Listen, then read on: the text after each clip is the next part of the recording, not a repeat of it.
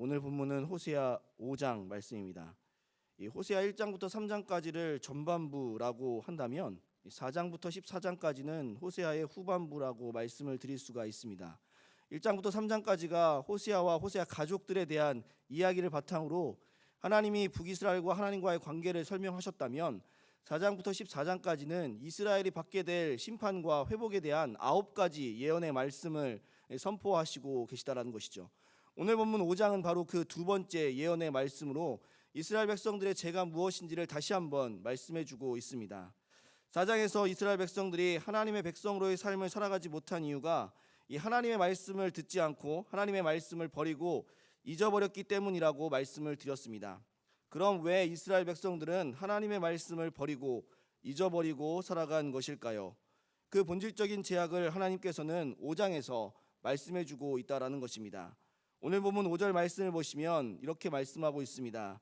이스라엘의 교만이 그 얼굴에 드러났나니 그 제약으로 말미암아 이스라엘과 에브라임이 넘어지고 유다도 그들과 함께 넘어지리라 라고 말씀하고 있습니다. 하나님의 말씀을 버린 이유를 무엇이라고 말씀하고 있냐 하면 그들이 교만했기 때문이다라고 말씀하고 있습니다. 오늘 1절에서 분명하게 말씀하고 있는 하나님의 말씀을 듣는 대상이 누구라고 말씀하고 있습니까? 1절 말씀 보시면 제사장들이라고 말씀하고 있고 왕족들이라고 말씀하고 있는 것을 통해서 이 교만을 행하는 사람들이 일반 백성들이 아니라 이 지도자들급에 있는 사람들이라는 것을 분명하게 말씀하고 있습니다. 이들이 교만한 마음을 품을 수밖에 없는 이유는 이 하나님의 도움 없이도 자신들이 막강한 힘과 권세를 얻었다라고 생각하기 때문입니다. 지금은 여로보암 2세가 통치하던 시대인데 여로보암 2세가 통치하던 때는 1장에서도 말씀을 드렸다시피 북이스라엘이 최정성기를 구가할 때였다라는 것이죠. 아람의 세력에서부터 벗어나 자신의 강함을 드러냈던 시기가 바로 이 여로보암 2세가 통치했던 시대였다라는 것이죠. 그때 그들은 동서남북 자신들이 가지고 있어야 할 모든 영토를 회복하였고 북이스라엘은 번성하였고 물자가 풍부하였다라는 것이죠. 부족함이 없는 시기를 살아가고 있었습니다. 당연히 지도자들이 생각할 때 그들은 하나님의 도움 없이도 우리는 이와 같이 부강하고 풍요로운 나라가 되었다라는 것을 생각하게 되었다라는 것이죠. 그러니까 하나님의 권위보다 자신들의 능력이 탁월하다고 생각하였기 때문에 하나님의 말씀을 버리고 하나님의 뜻을 잊어버리고 자신들의 뜻대로 살아갔다라는 것이죠. 하나님은 안중에도 없고 자신의 통치 원리가 더 맞다라고 생각하였던 것입니다. 그러니까 당연히 그러한 통치에 정의와 공의는 없습니다. 당연히 은혜와 사랑은 없습니다. 피와 피가 난무하고 포악이 가득할 뿐이라는 것을 우리는 생각해 볼 수 있어야 한다는 것이죠. 하나님의 통치를 떠나가는 이유가 바로 하나님의 말씀을 버려도 우리는 성공할 수 있다라는 하나님 없이도 우리는 충분히 강하다는 생각이 하나님의 백성으로서의 삶을 살지 못하게 만들 뿐만 아니라 제약이 관영하게 되어지는 결과를 초래하게 되었다라는 것이죠. 이 모든 것이 그들의 교만 때문이라는 것을 하나님은 분명하게 말씀해 주시고 계십니다. 하지만 우리는 알아야 합니다. 어떻게 북이스라엘이 아람의 압제하에 놓여 있다가 아람을 공격해서 다메섹을 함락시킬 수가 있었을까요? 그것은 아수르를 강하게 하신 하나님께서 아수르가 지속적으로 아람을 침공하고 아람의 세력을 약하게 하셨기 때문이라는 것을 생각할 수 있어야 된다는 것이죠. 하나님의 보이지 않는 손이 그렇게 일하시고 역사하셨기 때문에 북이스라엘이 역사상 가장 최전성기를 구가할 수 있었다라는 것이죠. 이것은 자신들의 힘이나 자신들의 노력의 결과가 아니라 하나님의 일하심이라는 것을 바라보아야 했다라는 것이죠. 그렇다면 교만해지지 않습니다. 하지만 그들은 어떻게 살았다라고 말씀하고 있습니까? 호세아 4장 7절 상반절 말씀을 보시면 이렇게 말씀하고 있다는 것이죠.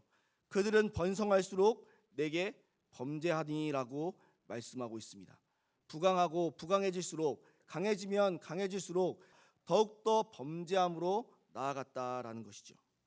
사랑하는 우리 성도님들, 우리들도 마찬가지입니다.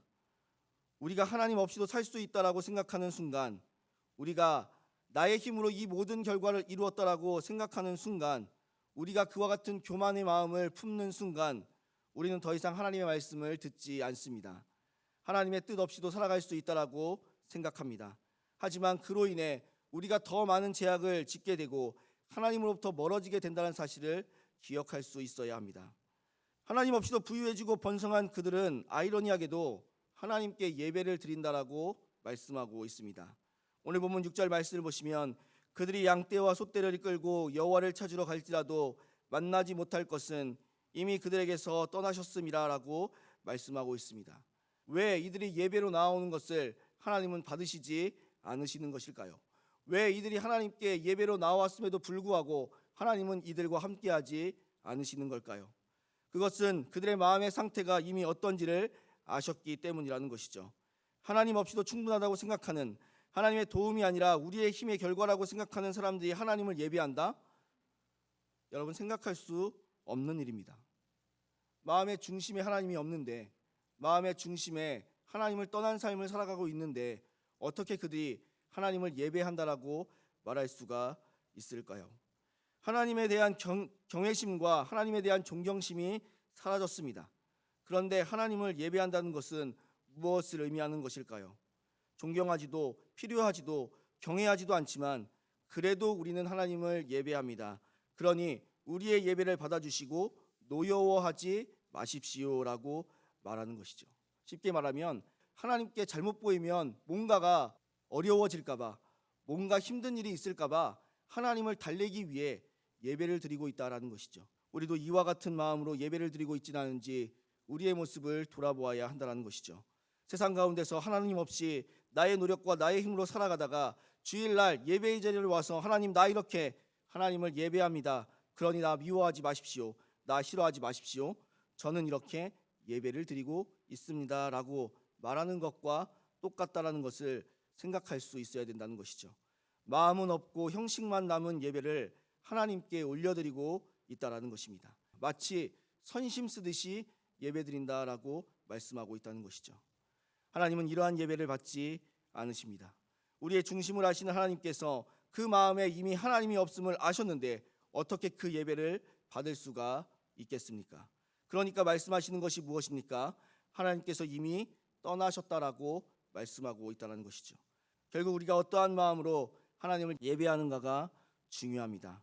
우리는 하나님께 감사하는 마음으로, 하나님을 경외하는 마음으로, 내 힘과 내 노력이 아닌 하나님의 은혜의 결과라는 겸손한 마음으로 나아갈 때, 그럴 때 우리는 하나님께 진정한 예배를 올려드릴 수가 있다라는 것입니다. 사랑하는 성도님들, 오늘 본문이 주는 교훈은 한 가지입니다. 이스라엘 백성들은 교만함으로 인해서 하나님을 경외하지도 못하고 하나님께 중심 없는 예배, 형식적인 예배를 올려드렸다는 사실을 기억해야 합니다. 그리고 그 결과 하나님을 떠나게 되었다는 사실도 기억할 수 있어야 합니다. 하나님은 중심이 없는 예배를 싫어하십니다. 마음이 없는 예배를 싫어하십니다. 그러니까 우리에게 필요한 마음은 무엇입니까?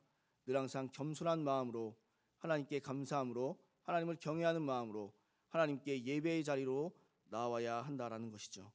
오늘도 형식적인 예배가 아닌 마음의 예배를 올려드릴 수 있는, 하나님을 기쁘시게 하는 예배를 드릴 수 있는 우리 모든 성도님들이 되시기를 주님의 이름으로 소원합니다.